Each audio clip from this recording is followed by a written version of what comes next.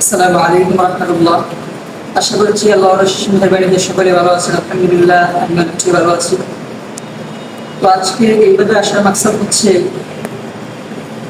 যে আমাদের মুসলমানদের যে আজকে হালাত, বর্তমান সময়ের অবস্থা যে হালাত, সেটা নিয়ে দু চারটা কথা বলা। যে আজকে আমাদের মুসলমানদের পরিস্থিতি এরকম হয়েছে, আল্লাহ তাআলা যে একজন আছেন, তিনার ইবাদত করা প্রয়োজন, তিনি আমাদেরকে তার ইবাদত করার জন্যই পাঠিয়েছেন, সেই বিষয়টাকে আজকে আমরা বুঝতেই চাই। হ্যাঁ, যদিও কেউ বুঝে আসুক, কারো বুঝে আসুক বা না আসুক, তার কি সবকিছু আসা যায় না, বরং তিনার ইবাদত করার জন্য আমাদেরকে পাঠানো হয়েছে। আর এই বিষয়গুলা দিনের উপর কিরকম ভাবে চলা যায়, আল্লাহ তাআলা যে আমাদেরকে ইবাদত করার জন্য পাঠিয়েছেন, মাধ্যমগুলা কিভাবে, সেই বিষয়গুলা মানুষকে বোঝানোর জন্য যে সমস্ত পন্থা অবলম্বন করা হয়, তার মধ্যে সবচেয়ে গুরুত্বপূর্ণ একটা পয়েন্ট বা মাধ্যম হচ্ছে দাওয়াত ও তাবলীগের বিধান। তো আলহামদুলিল্লাহ, আল্লাহ তাআলার কাছে অসংখ্য শুকরিয়া, আমাদের মাদ্রাসার পরীক্ষা শেষ। তো প্রত্যেক মাদ্রাসার একটা নিয়ম, যখন মাদ্রাসার পরীক্ষা শেষ হয়ে যায়, তারপর মোটামুটি লেভেলের লম্বা ধরনের একটা বন্ধ হয়, সব ছাত্ররা বাইরে যায়। তো আমাদের বন্ধুদের আগে উস্তাদরা পরামর্শ করে জানালেন যে তোমরা যে গেলে শিখতেছ বা তোমরা যেহেতু জাতির সামনে এইভাবে উপস্থাপন করে যে তোমরা হচ্ছে নায়েবে, সেই সুবাদে সেই জাতিকে বুঝানো তোমাদের দায়িত্ব এবং কর্তব্য। এটা হচ্ছে বর্তমান অবস্থা।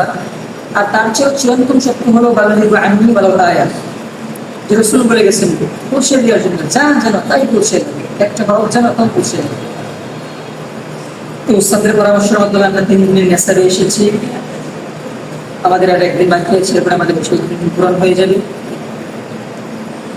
তো এই আসে আসার পর আজকে বোঝা যায় আসলে বাহিরের পরিস্থিতি কিরকম। হ্যাঁ, আপনি যখন নর্মালি বাহিরে চলাফেরা করবেন তখন সব কিছু ভালো, কারণ আপনি দিন সম্পর্কে কাউকে কোনো কিছু জানাচ্ছেন না বা জানতে চাচ্ছেন না। কিন্তু এই দাওয়াত নিয়ে যখন মানুষের কাছে যাবেন, মুমিনের কাছে যাবেন, তখন তাদের হালাতটা কি হয় তখন আসলে বোঝা যায়। কিন্তু দুঃখজনক হলেও সত্য যে মুসলমানদের এরকম হালাত হওয়ার কথা ছিল না।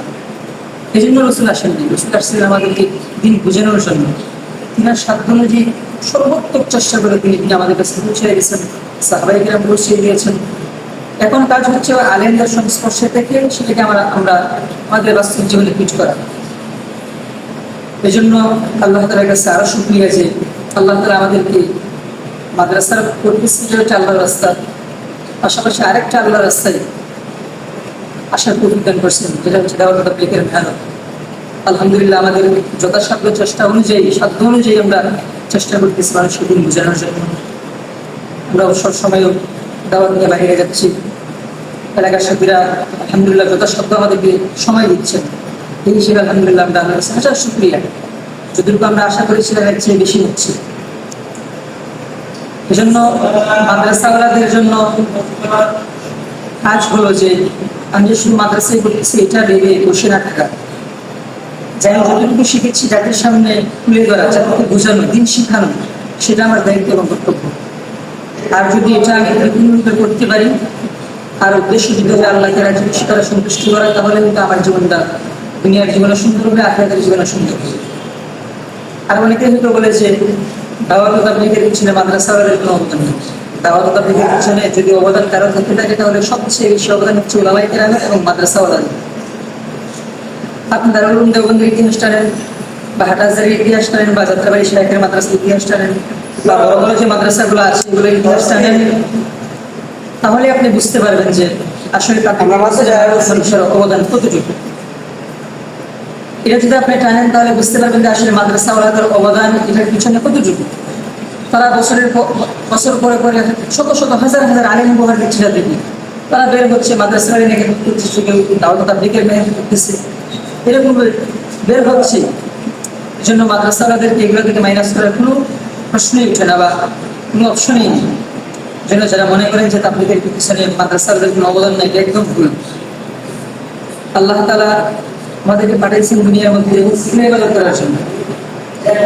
তো সময় যখন হবে আল্লাহ তাআলা আবার ওষুধের টান দিবেন, আবার আমাদেরকে চলে যেতে হবে। এই জন্য মাঝখানে কাজ হচ্ছে আমার জীবনকে সুন্দর বানানো, আমার পরিবারের লোকজন যারা আছেন তাদের জীবনকে সুন্দর বানানো, এবং উম্মতি মুহাম্মদী যারা আছেন, যারা তিনি বুঝে আছেন সম্পর্কে জানেন, তাদেরকে জানানো। যেন মাদ্রাসাওয়ালাদের কাছে ওদের আহ্বান হলো, আমি রাখবো এটাই যে এর শিকারের পাশাপাশি জাতিকে প্রশ্নের নিয়তে আল্লাহ তাআলা জিজ্ঞেস করার উদ্দেশ্যে তোমরা সফর করো, বিভিন্ন জায়গায় যাও এবং আরো জানো এবং জাতিকে জানাও। কারণ যখন তুমি আমরা বের হইবা, তখন যখন সাধারণ মানুষের সঙ্গে উঠা বসা করবা, মিলামেশা করবা, তখন তাদের হালাত সম্পর্কে তুমি জানতে পারবা আসলে মানুষগুলো কত গাফেল হয়ে গেছে আখেরাত সম্পর্কে, আর দুনিয়ার প্রতি কতটুকু ডুবে গেছে।